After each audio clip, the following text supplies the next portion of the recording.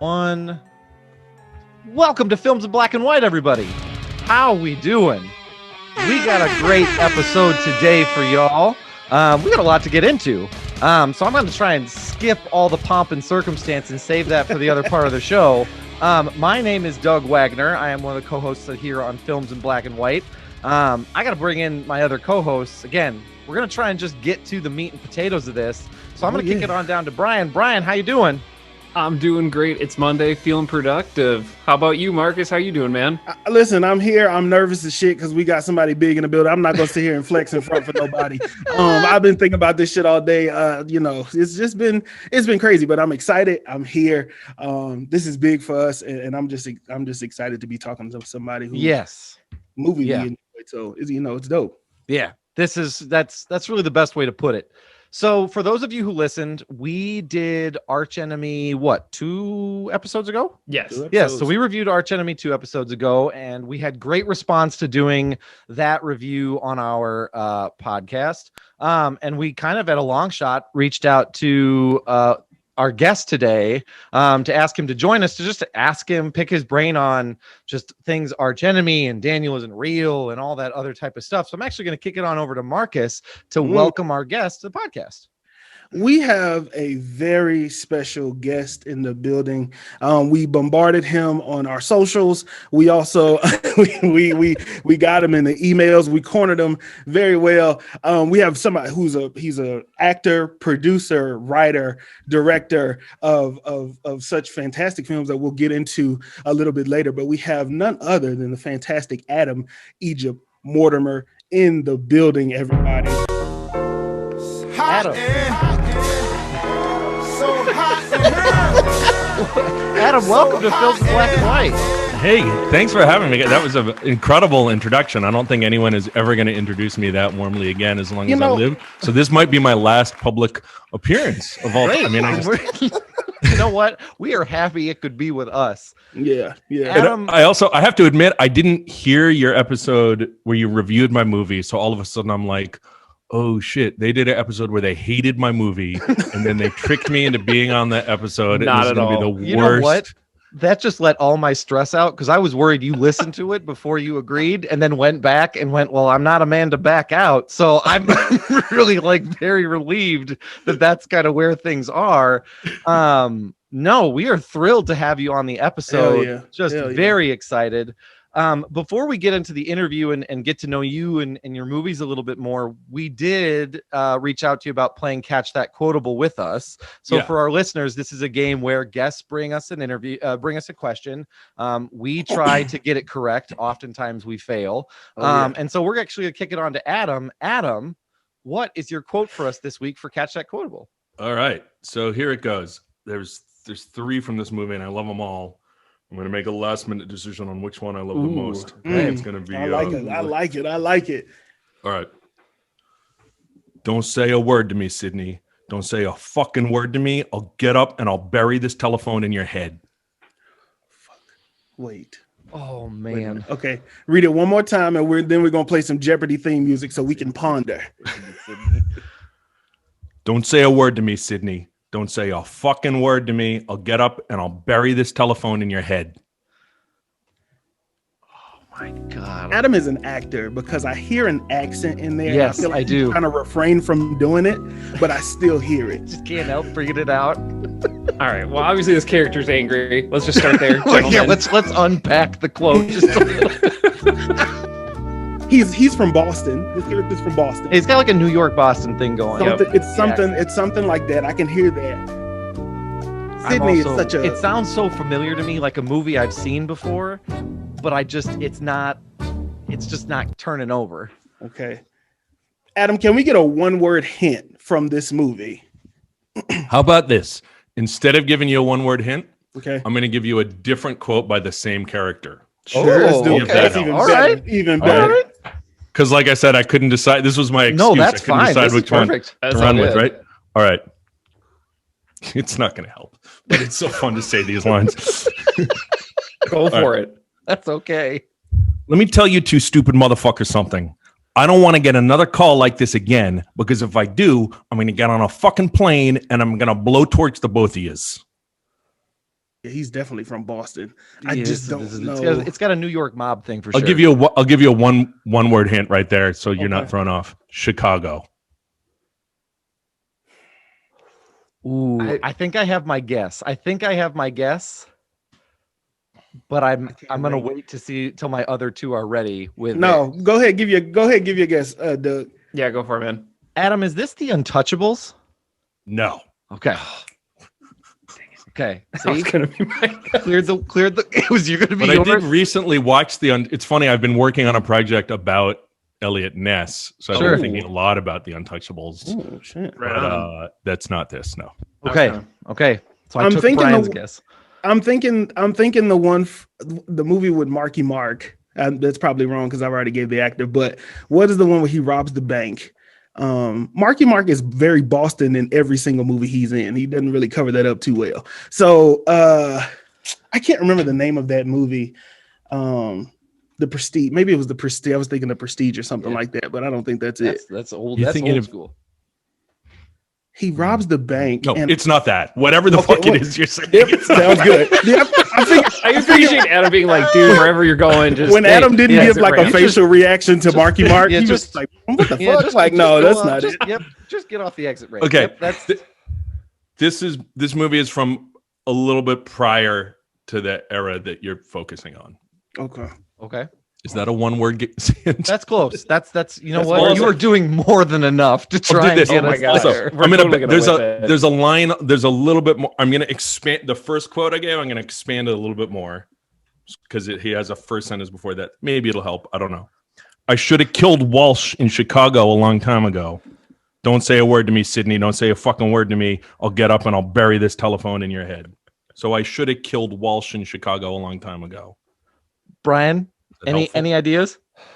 I got no clue. I got no Okay. clue. I thought this was Widows. I know it's not because you said Chicago, and then I was like, that's like the most like recent Chicago like almost crime This movie. movie I've isn't seen. recent. It's not recent. I'm testing. Yeah, and it's not you. recent. Okay. So No, I it's a chunked classic. Here's a hint. This movie has Charles Grodin in it.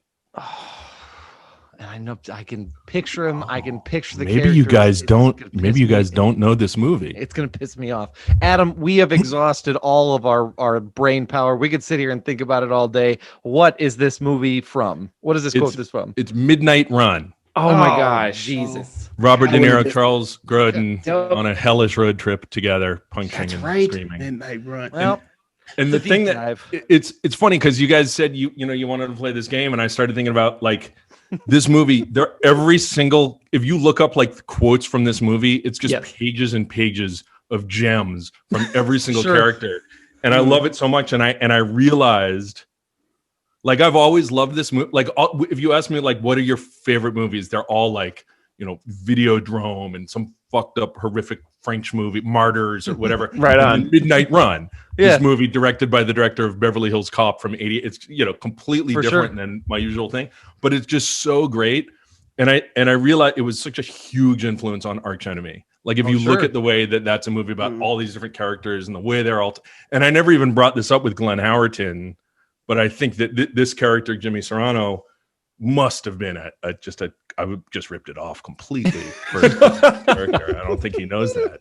That's That's fantastic. all right. It works. That's really That's I great. love It's a that. great movie. It's so fun. It's so interesting. It's just it rules. If you haven't seen it, check it out. That is Well, Adam, we're not really a podcast that we watch movies, but we ain't movie experts. You know what I'm saying? We not here for by the- any means. So we you did great. That was fantastic. That was fast. No, that was absolutely good. Great. Damn. So let's get right into sort of the meat and potatoes of this particular interview. Adam, for our listeners who maybe are not familiar with your work or maybe who don't know a whole lot about you, could you give us a little bit of background into how you got into where you are now? Maybe your story of how you came up and became the director you are now, and just give people a little bit of background on who you are and how what you do and what you've done in the movie industry. Yeah. So I guess it's such a circuitous, nonsensical route that I'll start where I am and then just go sort of backwards, right? Yeah. So Arch Enemy just came out, and that's the third feature film that I've written and directed. And it was produced by Spectre Vision, which is Elijah Wood's company. And they all, they did Mandy, they did Color Out of Space. And they're just like an insane company making, for the most part, kind of like psychedelic, artistic genre horror movies. And Arch Enemy was the second movie I made with them. So Arch Enemy came about because I had made a film called Daniel Isn't Real, which was just a couple years ago. And that was a movie. So that's a horror movie. It's kind of my take on the exorcism genre. It's about an imaginary friend, and then it's got this sort of demonic twist. So that was a movie that I wrote. Well, now it's probably been about eight or 9 years ago. Right. Oh, wow. And I wrote that movie with my friend Brian, who wrote it. Well, he wasn't my friend at the time. I read a novel he wrote. I met him and he was like, "Hi, I'm a guy and I wrote a novel." This is 9 years ago now. That's how it works. Yeah. I mean, weirdly, this is how it worked. I guess it was 2011 or 2012, something like that. When I was at a party, and I and I had never made a movie 9 years ago. I had never made a movie. But I was just desperately trying to make feature films. I had done music videos, little things like that. I had kind of had an up and down career trying to do that kind of thing. And I was desperately trying to find, like, if I could just find like the right comic book or the right novel and get I thought that would make it easier to make a movie. And so I'd gone down that path a couple times, and I met this guy, Brian, and he just seemed really cool. And he'd written a novel and told me about it. So I read it like that day. Like I immediately read it after the party, I guess the next day. And then I called him up on Monday and I was like, "I want to make this movie. Let's make this movie." And he was like, "Cool, let's make it together." So we started writing it. And again, this is 9 years ago. Daniel Isn't Real came out in 2019. So this there's a lot of time jello happening. Oh yeah. So we wrote that movie, and then I was like, "Oh, dude, this script is dope, but I have no idea how we're gonna get this made." Like I've never made a feature. I've got these short films. I've got these, music videos. This movie's insane. This is going to cost millions of dollars. So I was like, sorry if I tricked you into giving me your property, writing a movie with me. That no way can we make it.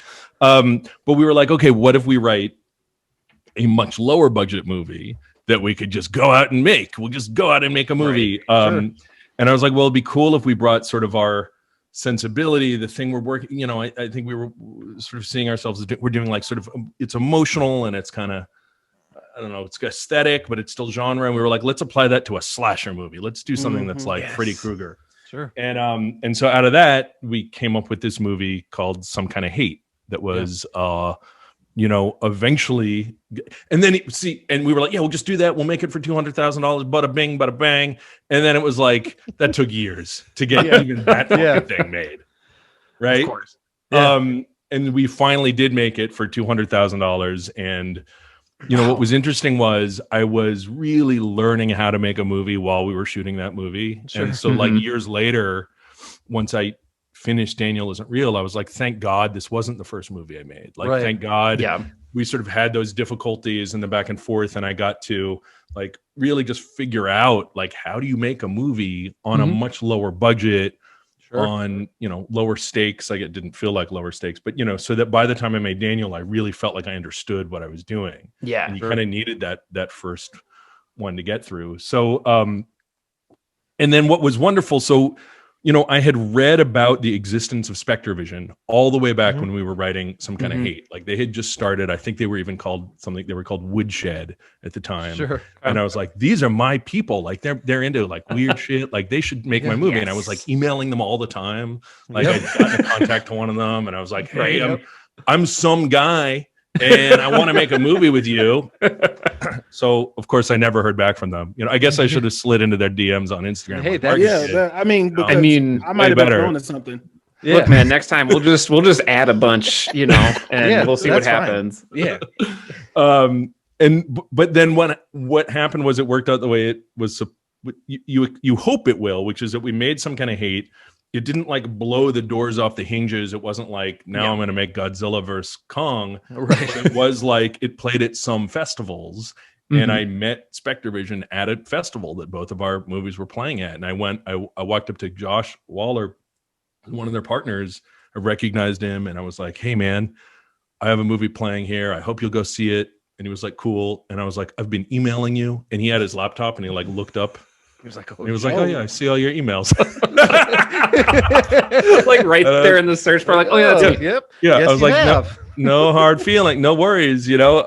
But then he saw that movie and he showed it, you know, he got all of his other partners to watch it. And then I met with them and I told them about Daniel Isn't Real. And they were like, that's dope. And so then we started working together and we made that movie. And that movie, you know, I'm so proud of it. I think it came out amazingly. I'm just really, you know, even if nobody liked it, I would have been proud, but it had this incredible response. Yeah. Where it really touched people. And and then amazingly, I had written Arch Enemy years before, and Spectre Vision was like, hey, we have a slot, like we have some financing, we're ready to make another movie. Let's do Arch Enemy. So it was like there was a Sunday night in December of 2019 in the before times, and I was introducing Daniel Isn't Real at the Alamo Drafthouse. It had just come out in theaters. Oh, wow. Yeah. And then the next morning at 5 a.m. I woke up and went to set and started shooting Arch Enemy. And it was just like, you know, such a miraculous, you know, and it's like, this is coming, like I said, I mean, we first started writing Daniel 9 years ago. And for years and years before that, I was trying to make movies. And it's that amazing thing where you keep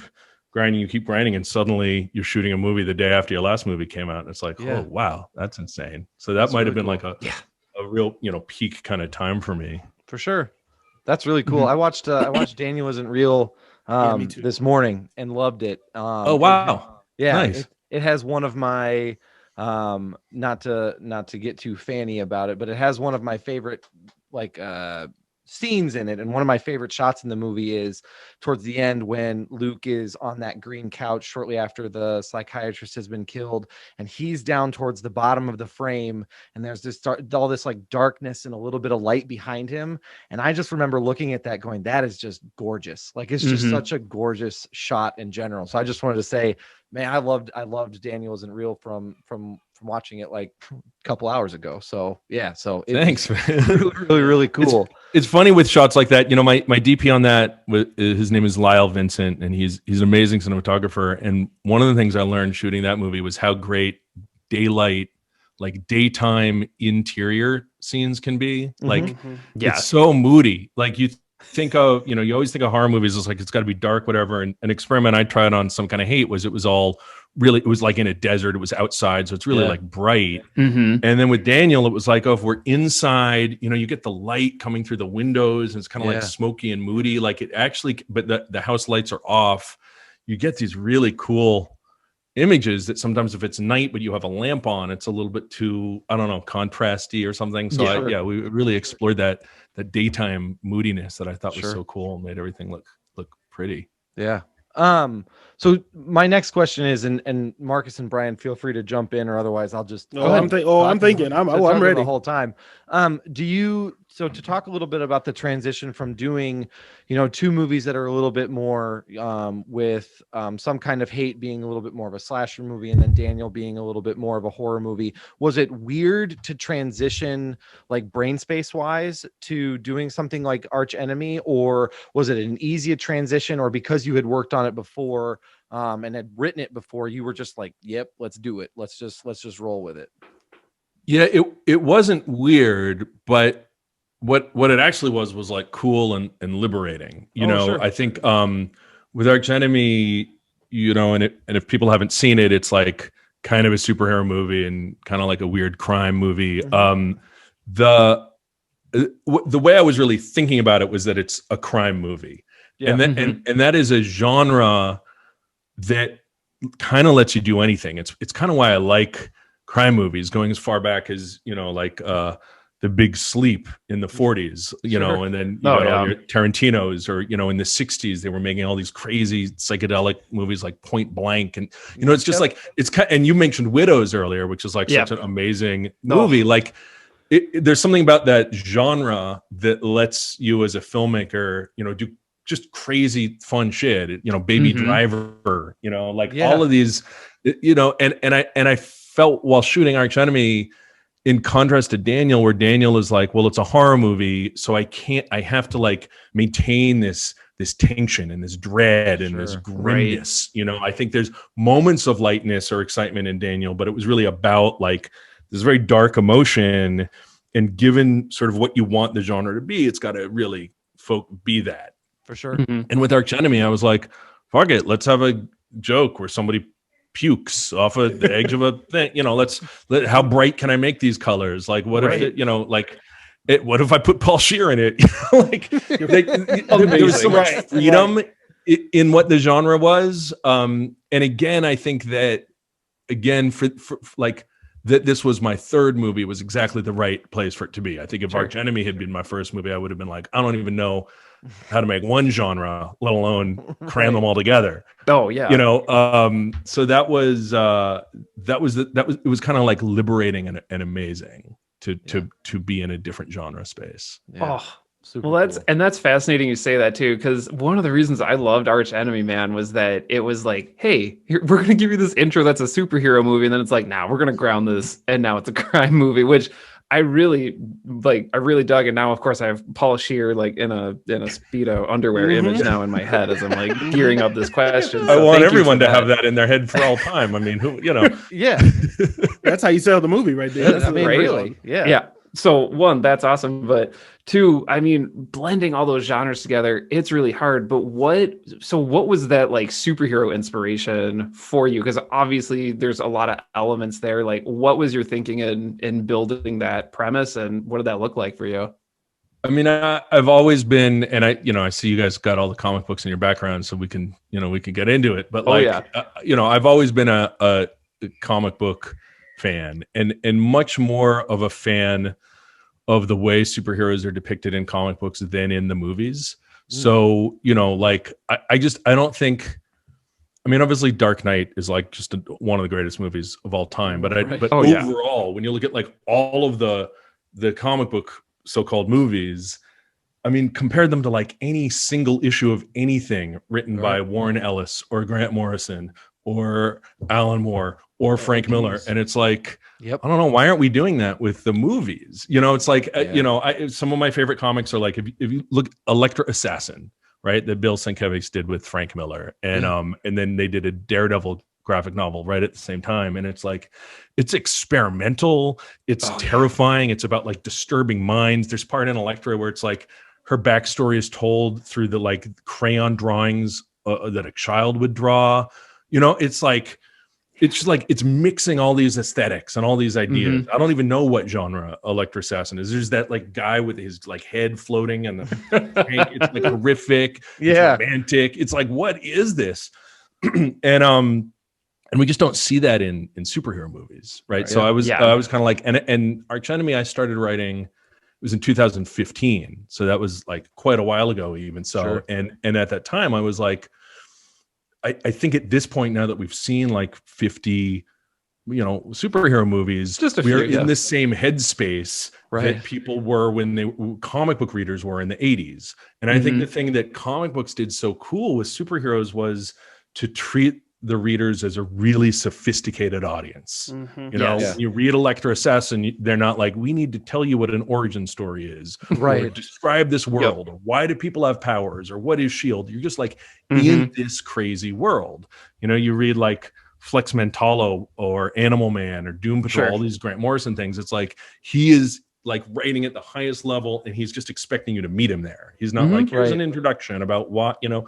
And I was like, what if we started talking to film goers with that same sophistication? Like, they all know, like, you don't need to see somebody get bit by a spider to know he can now shoot web. Like, just get on with the story, man. Like, do some crazy shit. Stop with killing it. Uncle Ben 30 times. And which is why Into the Spider-Verse was the best Spider-Man movie, because they were like, what if we already know, we get it. So what if we do it totally differently with different characters? If I don't see Martha Wayne's pearls fall to the ground, how am I supposed to know what happens to how will you know what drives parents? that man? I know. No, you totally make a great point, and I love that. And I think that's what makes like Arch Enemy so good, is that, and I said this on our episode that we did, is like, I loved that you made Max Fist not like a clean, shiny superhero. You know what I mean? Like, not that he was going through some stuff, especially after, the transition, and that he was kind of grittier and dingier. And there was always this like suspicion of like, is he just schizophrenic? Like, I thought that was great, to the point that you're sort of making of like, what if we just assume that people can get this and can figure it out? Yeah. One of my big inspirations when I started thinking about Arch Enemy was The Wrestler, the Mickey Rourke movie, The Wrestler. And it's like, that movie doesn't need to explain to you like what Hulk Hogan is or what wrestling is, right? You just know, you get it. It's fucking weird. But then you get deeper and deeper into it, and you might be like, holy shit, I had no idea they stapled each other in the face in some of these leagues. Like, that's weird. But like, that was the early inspiration. And then obviously I think my aesthetic wound up being really different. It's a different kind of movie than that. But that was sort of the original idea. I was like, what if there's a guy in like a tattered cape sitting at a crappy bar drinking whiskey, being like, I used to be a superhero. And everybody's like, shut the fuck up. That was sort of like the idea of what Arch Enemy should be. For sure. Oh, I dig that. I think, okay, so I want to get to it. First of all, I want to say, for Arch Enemy, I love the leads in Arch Enemy. Me being black, obviously. I don't know if anybody missed that, but so wait, have you heard? There's this term. Some insane person on like, well, I don't know if it was the Times of the Washington Post. They said openly black. They're they said Don Lemon, openly black. They said he was open. He said he was openly black, and me being an openly black man as well. I just wanted to. I wanted to thank you for. Oh, Brian, you didn't know? Sorry, we've been doing this for a while. Brand new information, I guess. I did want to say, just to start, that I thought that was dope to have two black leads, but two black leads that may not be more well known. And that'll come back to my follow-up question. Well, I'll ask it right now.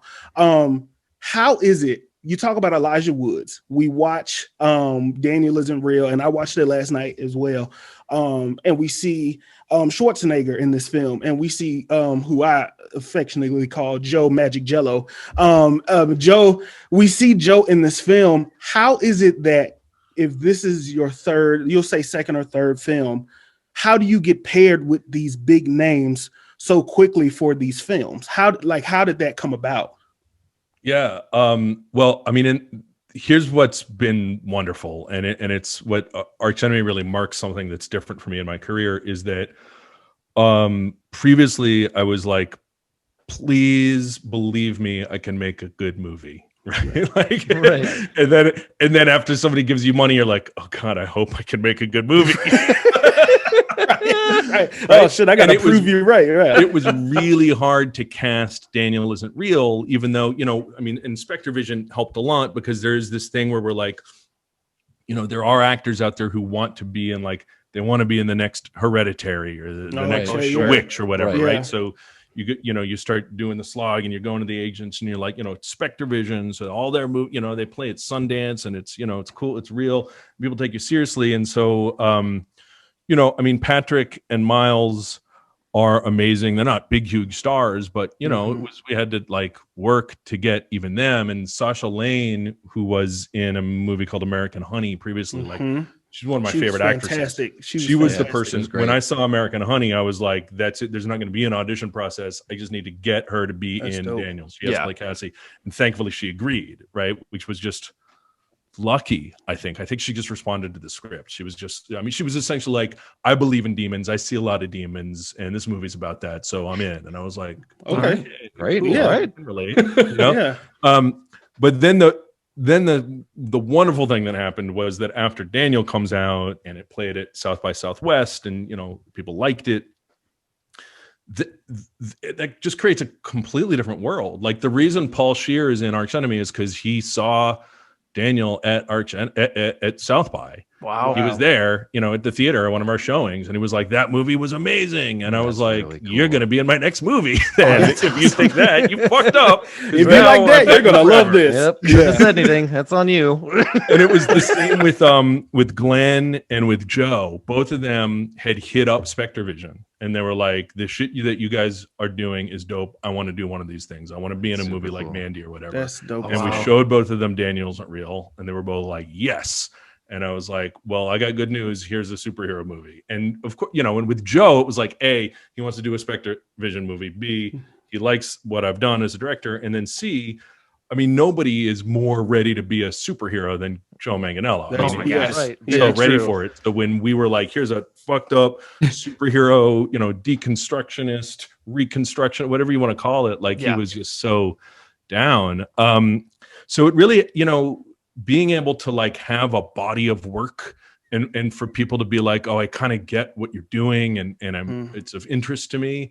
That's how you start to, and it's, it's not just with the actors, that's the most visible thing, but to be able to, now on new projects, I'm working with other writers who, believe in me, a new producer, it's like people start to take you a little bit more seriously, and it's like everything I mean, nobody on this planet isn't just like, I wish people would take me more seriously, like whatever it is that you're trying to accomplish. So that thing of like having some piece of proof, or something that like touches. I mean, Glenn Howerton was like, I love Daniel Isn't Real. It was so cool. Like, that's just amazing. I was like, dude, I've been watching your show for like 15 years. I can't believe I'm, having tacos with you and you're telling me you like my movie. Like, that's insane. That's really That's cool. a full circle. That's a full circle moment right there. Yeah, Totally. I mean, Daniel Isn't Real. I mean, for the listeners, we're here to promote Daniel Isn't Real and also Arch Enemy. for sure.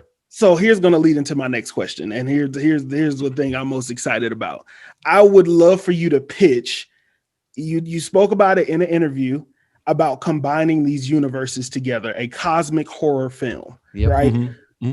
Can you explain to us how this works now that Arch Enemy is out and Daniel Isn't Real? How do you bring that third movie and combine these worlds together? Oh, absolutely. I mean, if you look at both of the movies, begin with this image of like a cosmic, kind of vortex or universe or something, and that started with, that was on the page in Daniel Isn't Real. Like when you look at the script, the opening thing is like, we begin with the void, the like swirling vortex of chaos and destruction, whatever. And part of the reason I wrote that, is a really dumb reason, is that I remember listening to a commentary track on the movie Jacob's Ladder, which I love. Oh my And god. there's a part where Adrian Lynn, the director, is talking about, and I got to this part of the script that said they open a door and beyond it is the void, and I was like, fuck you, fuck that, what's a void? How do I build that? How much is it going to cost? Don't give me a void. And I was like, I'm going to put a void in my own movie, and then I'm going to show you what it looks like, Adrian Lynn. That's awesome. So that was I mean, it's funny. I love that energy, though. I love that. I fucking love that energy. Yeah, just like, And it was also in part because, I'm really interested in this thing of like connecting from like real personal little emotional stories all the way up to the cosmos. Right. It's a movie about loneliness. It's a movie about two young men trying to relate, but it goes all the way up to like the Buddhist idea of eternity and the circularity of time and whatever. You can get you get all those different levels out of it if you want, and to do it cinematically, visually, showing that. And so then I always felt like Daniel had room for more stories, because that's a movie. Daniel is not, he's stopped, sort of within the story, within the specific story, but he's not vanquished forever. No. And the kind of like, cosmic continuity of him is, you see it at the end. He's like back with this thing and he's, all that. Right. And so I was like, okay, like we could do a TV show where he pops back up and he possesses somebody else. Now, one important thing, and maybe someday I'll do like a restored director's cut version of Daniel, but I think there is a missing scene that's on like whatever the Blu-rays or DVDs or whatever. Oh, yeah. But the part when it's all over, where Cassie is standing there, like just recovering. She's standing in a little time has passed by, and then Luke comes up and he walks up in front of her and he starts saying, he's real like zoned out and shit, and he starts saying her name over and over again. He's saying Cassie, Cassie, and she looks up and we think she's looking at him, and he goes, I'm right here. And then she just walks like right past him. And then he's standing there all alone in this weird industrial landscape going, I'm right here, Cassie, I'm right here. I'm right here. And that was a scene I always loved. God, we cut it for, sometimes you make these decisions and then you're like, oh, maybe that was the wrong decision, but it set up the idea that like, now he is in, I don't know, whatever you want to call it, the phantom zone or the void zone or whatever. Right. Yeah. So I was like, so someday we're going to do something where Daniel possesses somebody else. Yeah. And then Luke is trying to figure out how to be like the good version of what Daniel is. And they'll have these like battles over bodies and whatnot. Super sweet. But But then when I was working on Arch Enemy, I was like, well, this is a movie that's, he's just constantly talking about swirling black holes and the multiverse, and he's, all of these timelines. And I was like, so clearly these characters all have are access to the same void portal between multiverses. So really what we want to do is, and it's going to spoil all these movies real quickly at once. But Max is dead. Indigo has superpowers. Oh, yeah. Hamster's working with her. They're like local superheroes or whatever. But Daniel like comes through the vortex and possesses somebody. And, some sort of version of Max from the Phantom Zone, whatever comes back. Like the spirit of the cosmic force lives on. And then you have all these characters having to deal with each other. So that would be sort of like the premise for where we start that from. I'm not going to lie to you. Marcus and I were just talking a little bit before this. And man, you're absolutely right. That's super, like, that possibility is absolutely there. I literally, almost what you just said, told Marcus that exact same thing. That's exactly what he said. Daniel comes down, possesses somebody else, either makes it across the country into where Indigo and Hamster are at, and they have to respond with now what looks like a real supervillain. Like, you know what I mean? Like somebody who's, and I thought like that was super legit. So that, man, that's just dope. I'm not okay. So here's the thing. I'm playing it real calm and real cool and collected, but I really love this shit, right? Because I mean, it's like we were talking about it earlier. There aren't a lot of original movies anymore, and there isn't like you have a very like. You have a thing, you have a chef's kiss, you have a je ne sais quoi about, like, you know what I mean? Like about when you go to make this movie, you have the colors, you have this offset of this real dark, even in Daniel Isn't Real, when they go into the house and they lock up, there's these purple neon, there's this dusty, everything looks like a yellow or a red, and when he goes up the stairs and there's this purple neon and there's these neon colors that exist. And then you talk about Arch Enemy where there's this bright blue. This isn't like a subtle blue, we need to make it realistic. If we're gonna say he's a superhero, we are gonna do the damn thing and prove like not only was he not crazy, oh fuck, he was really like with it, and this is chromium and I get it. So I think that because I watched Arch Enemy first and then went back and watched Daniel Isn't Real, everything just clicks.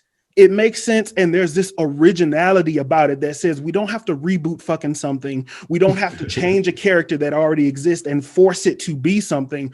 We can make this new genre that exists with characters that are big name leads, and we can have these new faces to get people more familiar and really change the fucking spectrum of how we want to do things as movie creators. And really we can tell that you enjoy movies. I think that's the other thing too. Like, you have directors who can go in there, but you're making a movie as somebody who enjoys movie for people who enjoy movies. And that's the part that I fucking love about it. That's cool. Yeah, I really appreciate that. Yeah. And I do, like, the more I've been able to make movies, the more even I enjoy watching movies than I used to. I mean, obviously I always loved movies, right? But like, as I get further and further along into it, like now I watch movies just like obsessively, like, oh, how did they make that? How do they make me feel like that? Or like, how are they moving the actors around in the space? And like, and I just love it. Like, I love that I can watch movies and feel like I'm doing my job. Like that's, it's all I want to do is just watch movies, think about how they work, and then sometimes make one. Right. Fire. That's sweet. That's dope. Brian, Marcus, any other questions that you might have? I kind of burned through mine like right out of the gate. Well, I know, Marcus, you brought up a couple times, we haven't really talked about them. Like you keep saying new faces next to the stars and stuff, but we haven't specifically talked about, Skyland Brooks and Zoli Griggs, who play Indigo and Hamster. And let's do it. And they're so great. Like, they're such stars, each in their own way. Yes. And, the idea of, Arch Enemy ends with Zoli getting superpowers. And like, I don't know if I'll ever be able to make that movie, but God, I would love to, because she is just such a star. She's such a great actress. Yeah. She plays the Riz's sister on the Wu Chronicles, the show about the Wu-Tang. Like, she plays the Riz's sister.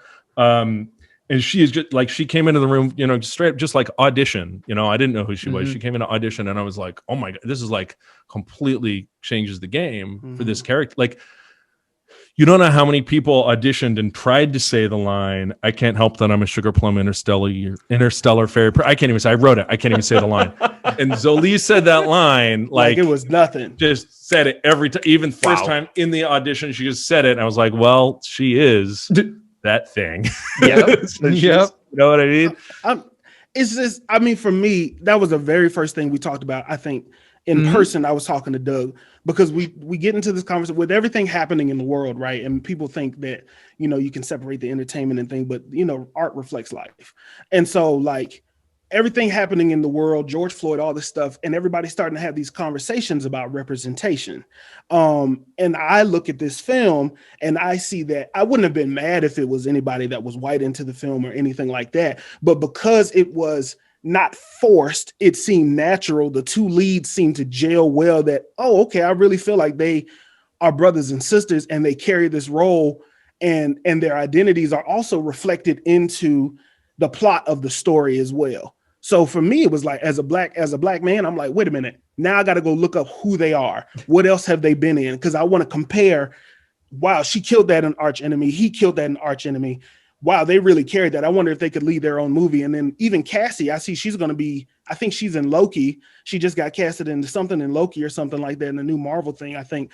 And it's like, I'm seeing these people, and you're casting also realistic people.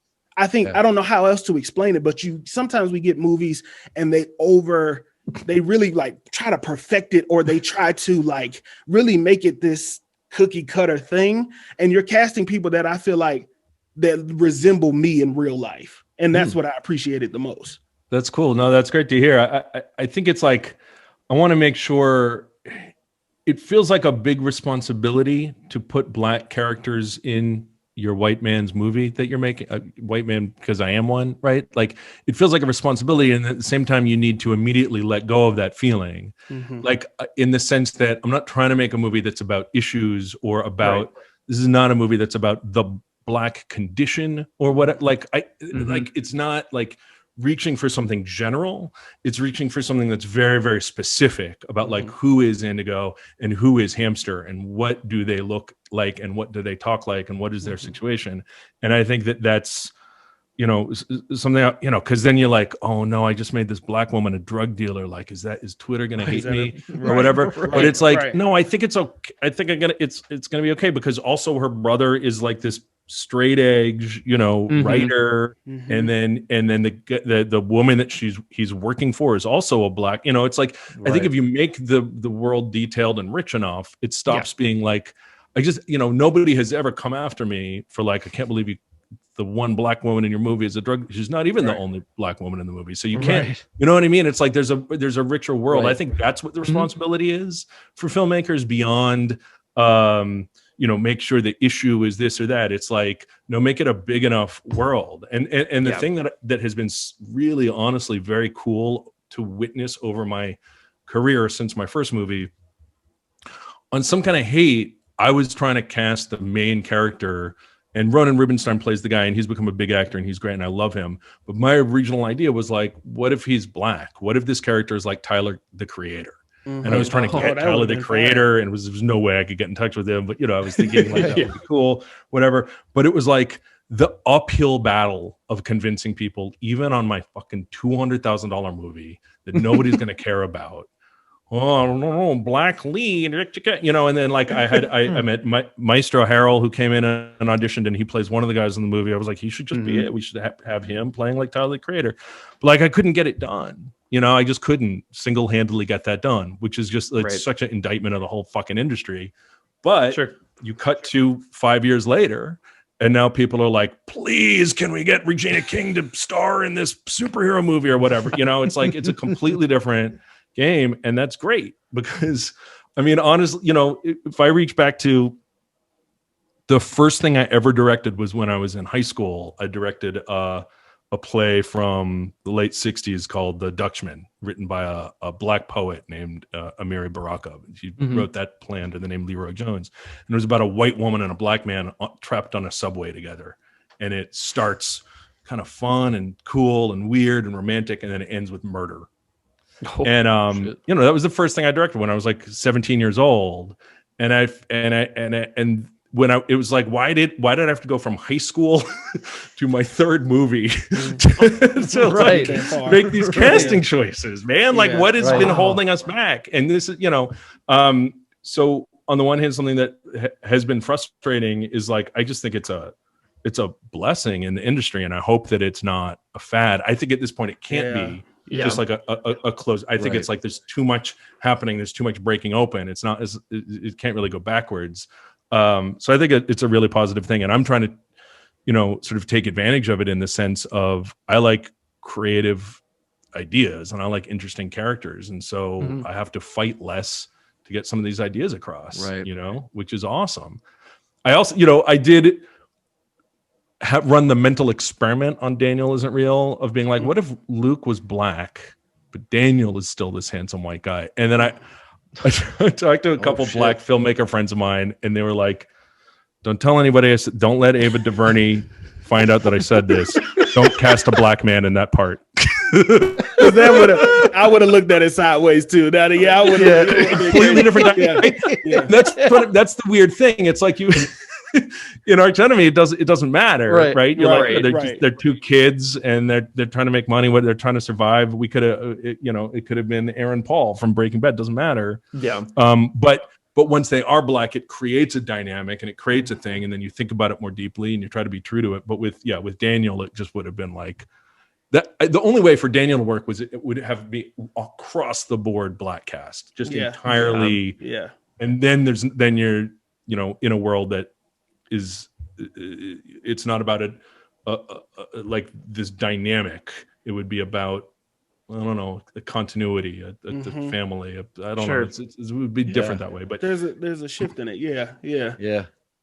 And I think probably if somebody had a script right now like Daniel Isn't Real and they went out and cast it, people would be stoked to cast that with an all black cast. For real. I think even in, you know, whenever we started casting that a few years ago, it would have been like, oh my God, you're going to risk everything on this entirely black cast movie about demons or whatever. But like, thank you, Jordan Peele, because now, like, I think people will be lining up to make a movie like that. Yeah. Right. For sure. sure. Yeah. Totally. That would be a fire combination. You and Jordan Peele. That would be fire. That would that would be great, because y'all definitely have this thing. I'm not trying to. We'll slide into his DMs. We'll slide into his DMs. I did have one more. I had one more question for, and thank you for explaining that. Because once again, I can't explain how much that means, because, you know, we haven't been seeing it, and now everybody's in this little phase where it's so shocking to the eye that it's kind of hard for people to believe that you're either doing this for a fad or you don't really mean it. So like, it did seem genuine in that, and even your explanation seems genuine in that too. So thank you. Thank you. Yeah, appreciate that. One of my last operating during COVID, you release a movie during a pandemic. And you releasing it through the streaming service, because I can picture this movie on the big screen. And so you release this during COVID. What are your thoughts? How do you feel about it? How do you gauge success in the midst of a pandemic with a movie that you spent and invested so much time and money into? Great question. I mean, that's an interesting question. There's so many emotions at once, right? Because on the one hand, it's like, it was a blessing to have been working on a movie this whole time. Like we finished shooting in January, the end of January, and had just started in on post-production when the lockdown happened. So I to this day have never been in the same room as my editor, right? She edited at her home on Avid through the Zoom. We edited just like this, and it was great. It worked great, right? Like, but so for all those months and months and all the animation, we had a guy in India, we had a guy down the street from me, we had a guy in Chicago. We never saw each other face to face. And wow. And to be able to be so busy and working on something creative and my job during a time when everybody else I know at that particular time, people were like, I just landed in New York and they canceled my movie and Steven Soderbergh was going to be my showrunner and I got to come home and it's my life is in ruins. I was like, I've just edited my scene today and it's cool. Like it was such a blessing, and it was so lucky that that when you get to the other side of it, that we didn't get to go to film festivals, we didn't get to release it in theaters, stuff like that. That is a bummer, but it is nothing compared to the blessing of having been able to make a movie during this time. When I did Daniel, the really amazing thing on Daniel, the thing that you really miss out on now is that I went to every festival. Like I was in South Korea, I was in London, I was in South Florida, it was like anywhere they wanted me. I was there showing the movie, because when you talk to people right after they've seen your movie, that's everything else you do is anxiety and fucking miserable when you're making a movie. It's really hard. It's really just feels bad. But then you show it and people are like, it really, I like, especially with Daniel, where I had every time I showed it, somebody would come up to me and be like, I had an experience just like that. Like I had, manic depression, or I had a schizophrenic, like these people that had these. And it just makes it all so worthwhile. And it's been very hard to do that with Arch Enemy, although I am, we do stuff like this, so it kind of makes up for it. I just have not been drinking beer and eating food in every dot on the Google Maps, which I did get to do last time. And to the other point you made, like, yeah, we really designed it to be a big screen movie. I mean, I'm very into like immersive, like the soundtrack, it's nonstop music, it's deep, fucking heavy, amazing. Sound design, the colors are so rich. So, I hope maybe one day they'll do a film festival of like movies you missed because we were dying of COVID festival. Maybe we need a better name for it than that, but that's the concept. No, we'll run with it. I got the poster already imagined. We'll run. Yeah, this is perfect. Wow. Fuck, Adam. I don't know what else. I don't know what else to say. I'm really like, because when we watch movies like this, I'll speak for myself. We watch movies like this and we review movies as a podcast. We don't get chances to speak with directors and get their thoughts and how they feel about things. You know what I'm saying? And so, this really was a good movie. I'm not big. Doug can tell you really, and Brian can tell you, I'm not into sucking nobody's dick, or like I'm not going to amp nobody up if I don't, because if I didn't fuck with it, I wouldn't fuck with it, and I wouldn't be here. I mean, we're on record. We told people to watch the movie, so I mean, we did, we did, and that's the beauty. It's a fucking good movie that I want people to watch and be able to discuss. And also, Daniel isn't real. I'm not gonna lie, it scared the fuck out of me. I said some prayers before I went to bed, and I had to watch a couple cartoons before I went to bed last night. But I think that it served its purpose of being something that is so fucking real. And sometimes I don't know, because I can't go through it, but I imagine if you go through these traumas, like you say, people are like coming up to you. Maybe this is exactly what it looks like to people and what it feels like. And to everybody else on the outside, we deem them as crazy or whatever. But Doug made a great point earlier. What if you make these movies like, what if they were right? What if we're wrong?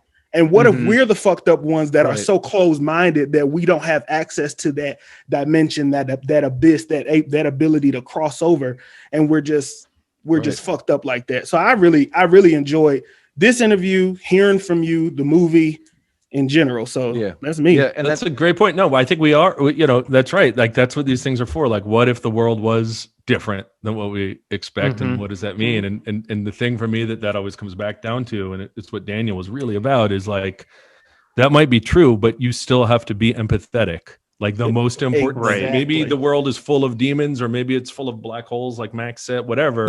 Like, when it's all said and done, whatever the world is made of, just be better to other people. And then that's all we can do. That's the choice we have. And it's not that fucking hard. And that's not, and that's for anybody listening. Like, just do the shit. Just do the fucking shit. Just do it. It's not that fucking hard. Yeah. Sorry, I'm done. No. I think that's a great way to sum it up. Just being good to people. I love that. I think that's fantastic. That's why I love having Marcus on this, is that he does not give a shit, and he'll just tell you exactly how it's supposed to be. And it really, it helps keep me in check on numerous times. So, shout outs to take a break from praising Daniel Isn't Real and Arch Enemy, and just say, shout out to Marcus. You keep that shit. Let's praise Marcus. Whoa. No, we gonna praise nobody. No. That was good. That was really good, though.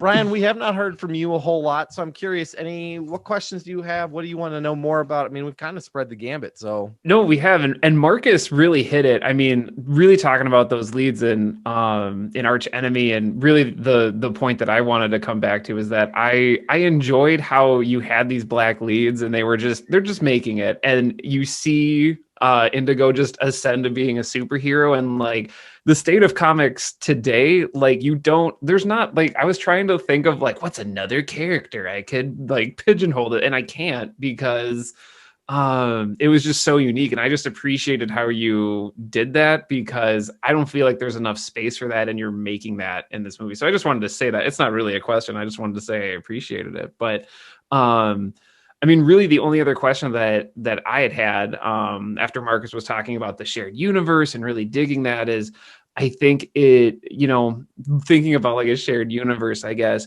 are you seeing kind of bringing some of those themes from Daniel Isn't Real, of like this isolation and dealing with stuff, and then with Arch Enemy of like, how are we trying to be our best self? Like, do you see those themes playing off of each other in that sense, or would you see something completely different if you were to, dive into that?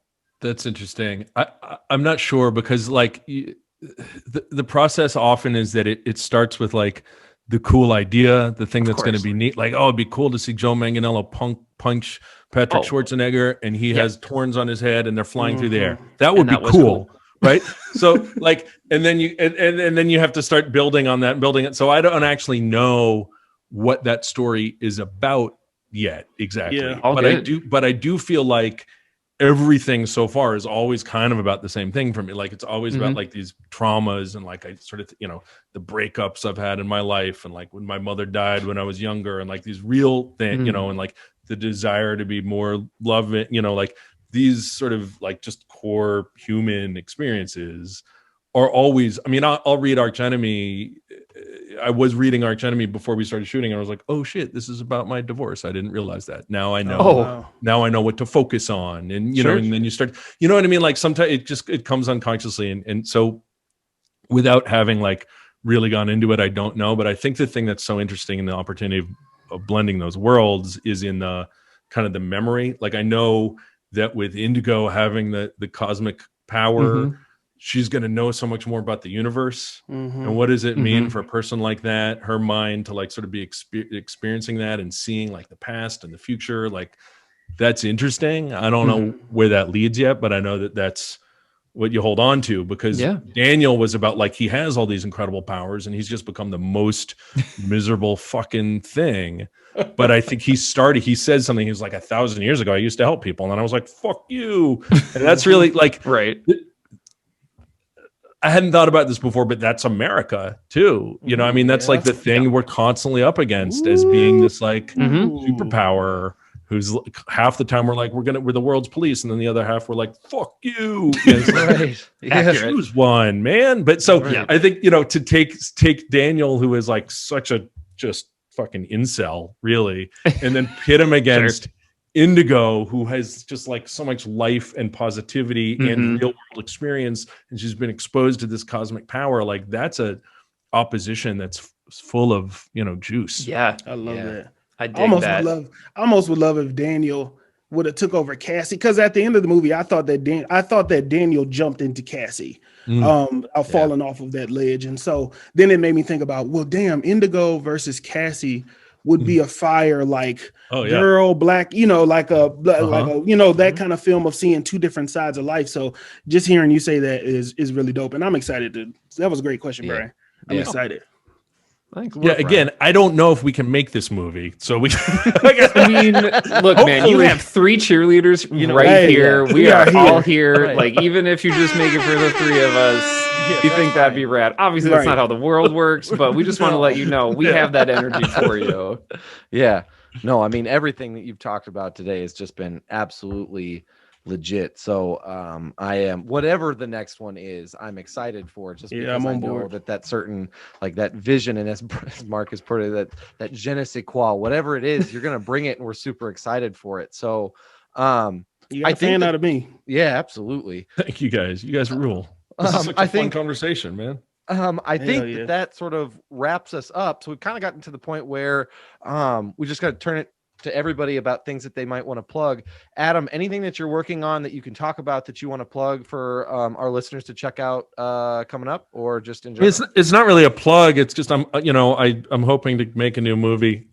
So I'll come back when we know what that is. I'll come back. We'll plug it then. I do have one really cool script that's about witchcraft and capitalism that I'm trying to get financed right now. God damn, here for that. Okay. And I'm in. and I guess the only other thing I could plug is that if you've seen all three of my movies and you're still not sick of hearing me, I wrote a graphic novel called Ballistic that's completely insane. I think you can get it on Amazon, and it takes place in here's the picture. You guys I think you'll like this picture. Okay. It takes place in a crazy future world where all technology is alive. It's all like DNA based. And it's about an air conditioning repairman, right? But he's got to be like a surgeon, like he cuts things open, like, air conditioners get swollen or whatever. And his gun is alive. It's a talking sentient gun. And he desperately wants to become like a famous bank robber. So he goes on the first issue, he goes to rob a bank, and he's about to shoot a security guard, and the gun says, "I'm not going to participate anymore until you get me more drugs. I'm too fucked up to rob a bank right now." And that kicks them off on this like crazy adventure.